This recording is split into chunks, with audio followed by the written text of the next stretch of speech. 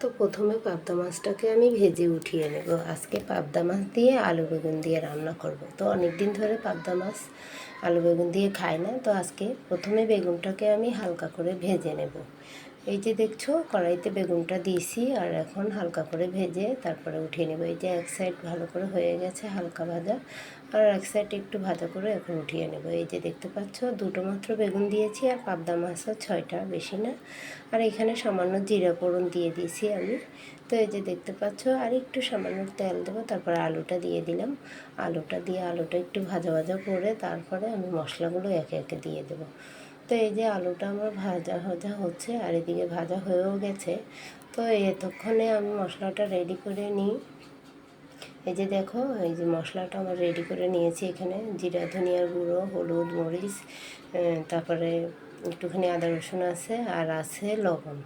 তো লবণটা না দিলেই একেবারেই নয়, মাঝে মধ্যে আমার লবণটা দিতে একটু ভুল হয়ে যায়, পরে চেখে দেখি আমি লবণ দিই, তখন আবার দিয়ে দিই এই আর কি।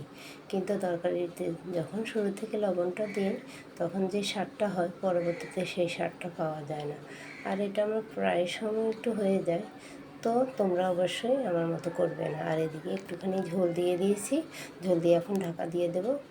ঢাকা উঠিয়ে দেখি আমার আলুটা সেদ্ধ হয়ে গেছে। এখন আমি বেগুন আর মাছটা দিয়ে দেব।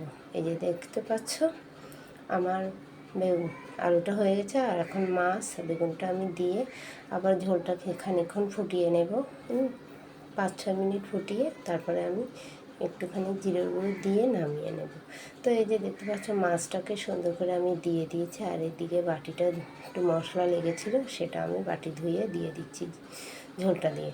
তো এদিকে খুব সুন্দর করে এখন ঢেকে দেব অল্প আছে।